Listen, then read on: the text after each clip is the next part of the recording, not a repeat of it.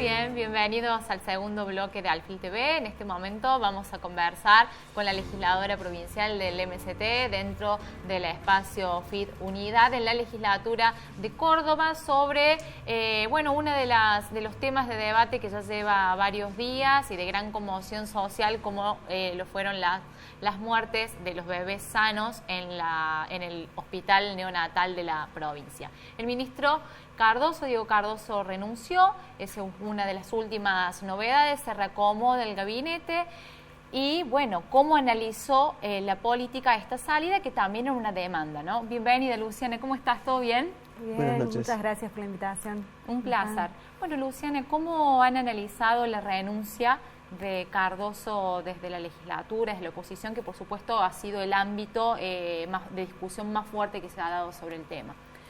Bueno, mira, en la legislatura siempre hemos pedido que los funcionarios se hagan presentes para dar explicaciones cuando hay hechos de tanta gravedad como esta. El caso de Cardoso no fue la excepción, por supuesto que tampoco fue la excepción el hecho de que nunca fue a la legislatura. Y nosotros justo estábamos preparando un pedido de juicio político, ¿no?, por todo lo que estaba pasando, y después, viene la renuncia, lo cual no sorprendió porque creo que ya el ministro se encontraba muy acorralado, ¿no?, luego de las últimas noticias que daban cuenta de que efectivamente el gobierno provincial no había hecho una denuncia penal como correspondía.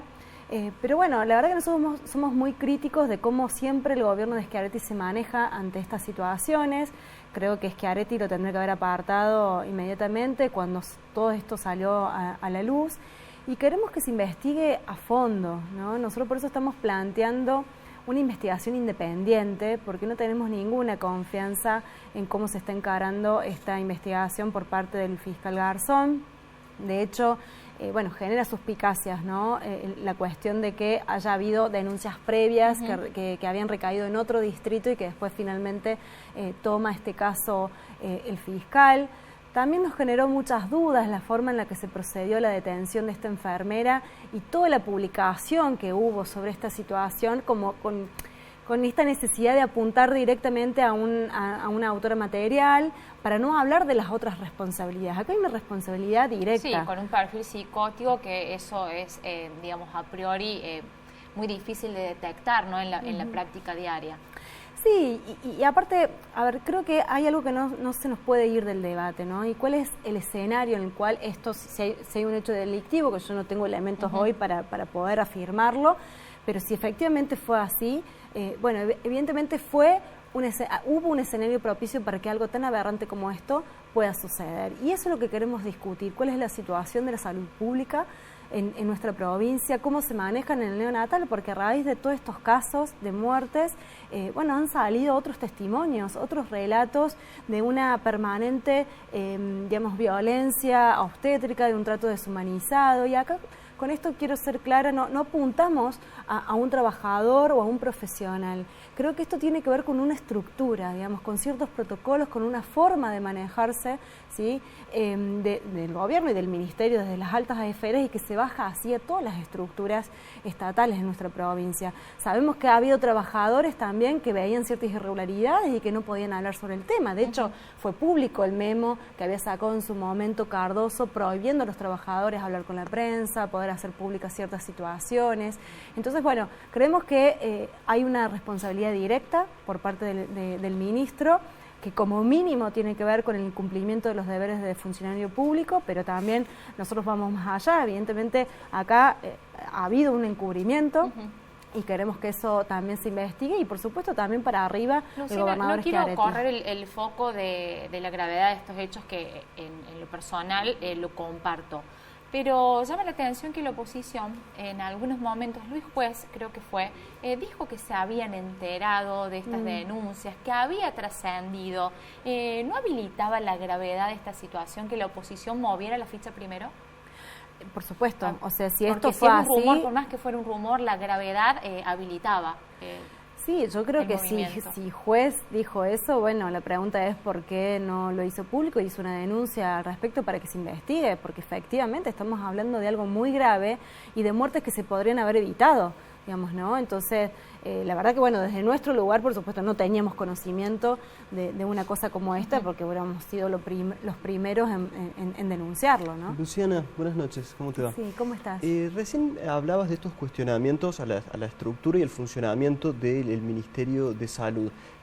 Hay otro frente abierto por el gobierno provincial, que es la seguridad. ¿Trazás algún paralelismo entre estas situaciones?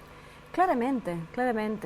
Mira, yo vengo diciendo estos días que en Córdoba donde aprietes sale pus, y es así.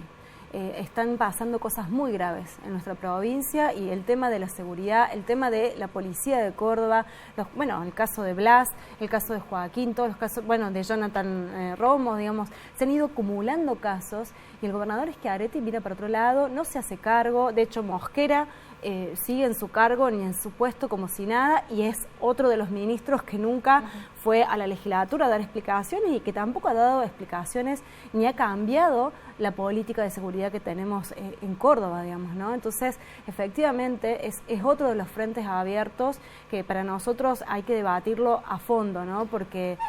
Luciana, ¿por qué Mosquera no y Cardoso sí renuncia? Porque si trazamos este paralelismo, las exigencias, los problemas y la gravedad también de los hechos aplicarían para Mosquera. ¿Por qué lo sostiene?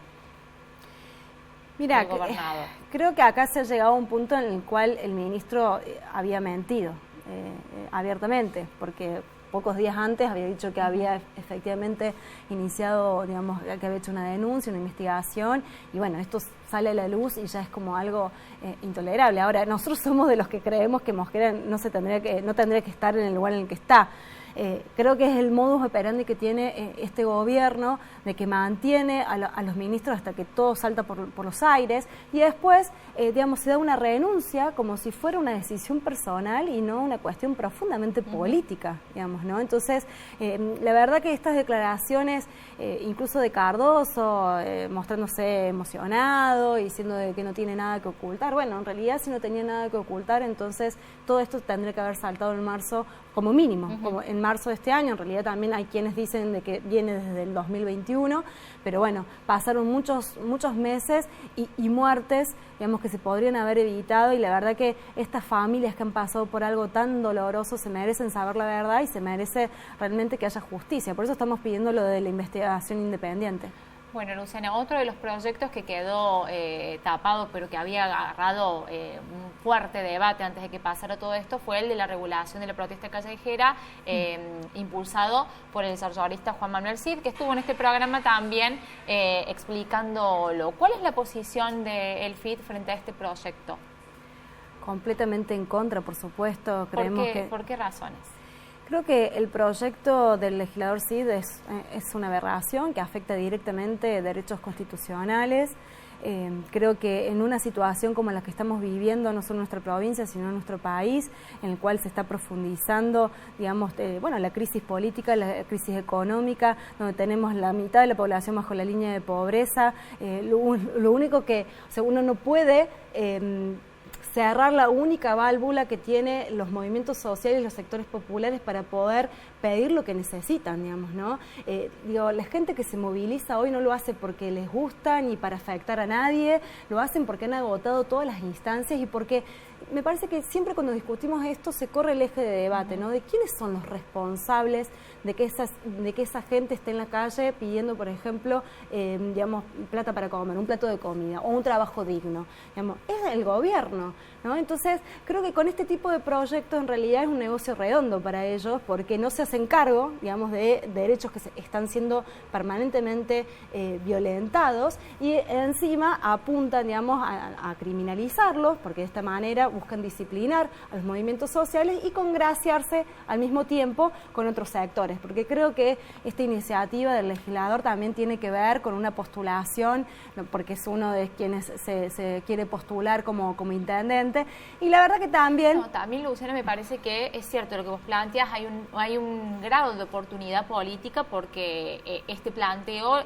surgió en la legislatura. Incluso Juan Negri exigía que hubiese también una acción por parte del municipio en materia de circulación, de cortes en la ciudad.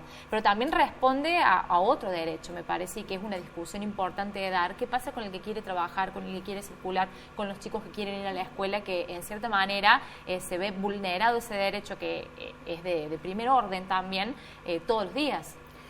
Sí, creo que justamente este tipo de debates apuntan a una pelea de pobres contra pobres, ¿no? Y esto es lo que nosotros tenemos que tratar de salir de esa lógica. Si hay colisión de derechos, en realidad, digamos, el derecho que está por encima de todo es el poder subsistir.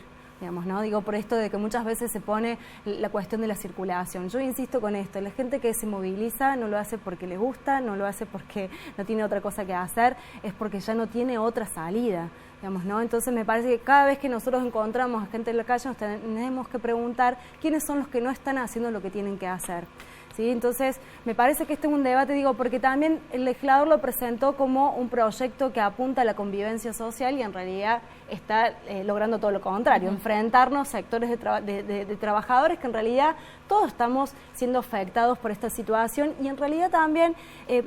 hoy les tocan a uno y mañana nos tocan a todos, digo, porque muchas veces, digo, cuando por ejemplo hay paros de transporte, o sea, cuando uno está peleando por derechos de los trabajadores, en realidad está peleando por los derechos del conjunto, porque si avasallan esos derechos, todos estamos en peores condiciones. También esos sectores, no hay dirigentes que se presentan como referentes sociales y que terminan siendo gerentes de la pobreza también.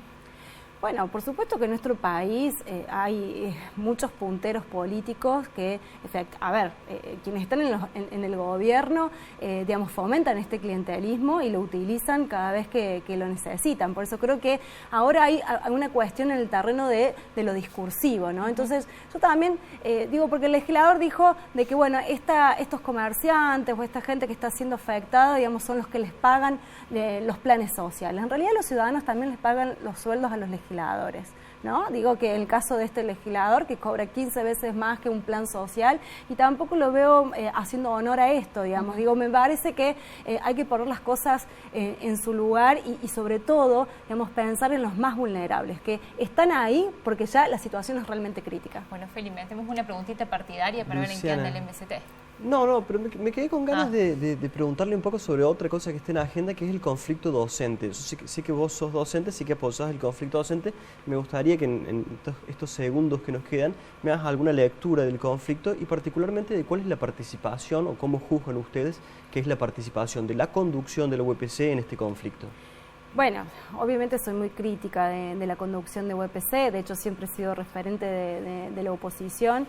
Creo que, bueno, lo de hoy ha sido también igual muy importante porque salió por segunda vez un rechazo a una propuesta que es realmente miserable por parte del gobierno de Schiaretti y creo que, bueno, el sindicato ha leído el malestar y el descontento que está creciendo cada vez más en las escuelas. De hecho ha habido distintas acciones y ahora, digamos, se impulsa un plan de lucha, va a haber paro el próximo miércoles y distintas asambleas. Creo que, bueno, hoy tenemos a los docentes bajo la línea de pobreza. Todos nuestros docentes son pobres, ¿no? Y también post pandemia la situación de precariedad en las escuelas ha aumentado. Entonces, la verdad que esta propuesta salarial en la cual ya desde el vamos se nos plantea perder más del 20% de nuestros salarios es inadmisible. Por eso la docencia está movilizándose y bueno, creemos que ese es el camino, digamos, ¿no? De imponerle ese plan de lucha a una conducción de que, bueno, siempre le hace el caldo gordo al gobierno. Cortito para cerrar, ¿hay FIT Unidad en el 2023? Sí, por supuesto. Estamos trabajando para eso. Por supuesto que falta mucho por avanzar. Somos de quienes creemos de que hay que aprovechar esta oportunidad y dar un salto para ser realmente una herramienta para millones, pero el FIT Unidad es un capital importantísimo que hemos conquistado y lo vamos a cuidar y somos quienes creemos que hay que seguir ampliándolo, digamos, a todos los sectores que hoy están profundamente descontentos con el gobierno nacional, así que también estamos discutiendo con todos ellos. Muy bien, muchísimas gracias, Luciana. No, gracias a ustedes. Bueno, despedimos entonces a la legisladora Luciana Echeverría. Quédense ahí porque vamos a hablar con Maximiliano Ferraro, el presidente de la coalición cívica a nivel nacional. Ya venimos.